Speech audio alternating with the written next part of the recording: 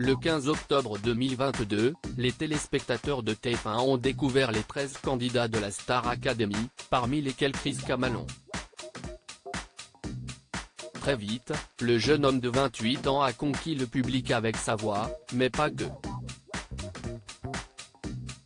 Nombreux et nombreuses sont celles qui ont succombé à son charme. Avant de faire son entrée au château de Damary-les-Lys, il a d'ailleurs fait succomber une ancienne Miss France. Depuis qu'il a quitté l'aventure Star Academy, remportée cette année par Anisha, le 19 novembre dernier, Chris a repris le cours de sa vie. Mais son quotidien a changé puisque désormais, il a acquis une notoriété. Ainsi, il a réalisé plusieurs interviews depuis sa sortie du château de Damary-les-Lys.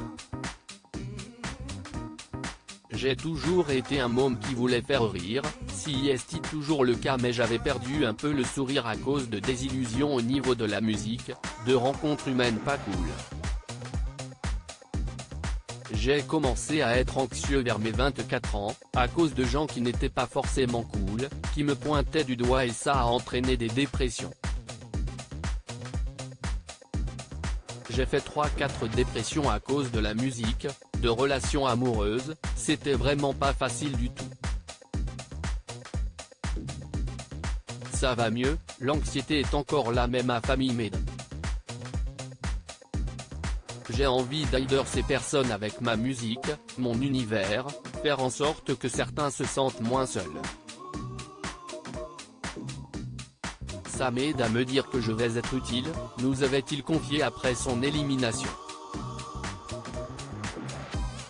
Il a également révélé qu'il avait trouvé le directeur Michael Goldman très dur et qu'il avait eu une explication en off. Chris, très proche d'une ancienne Miss France, et récemment, lors d'un entretien avec le youtubeur Guillaume Borda, il a fait une confidence qui n'est pas passée inaperçue. Son grand ami Stanislas et lui étaient invités à dévoiler quelques-uns de leurs secrets. Aussi a-t-on appris que Chris a été très proche d'une ancienne Miss France. J'ai fait mes études à Nancy mais je venais souvent à Paris. À l'époque j'aimais bien aller en boîte, une grosse boîte parisienne.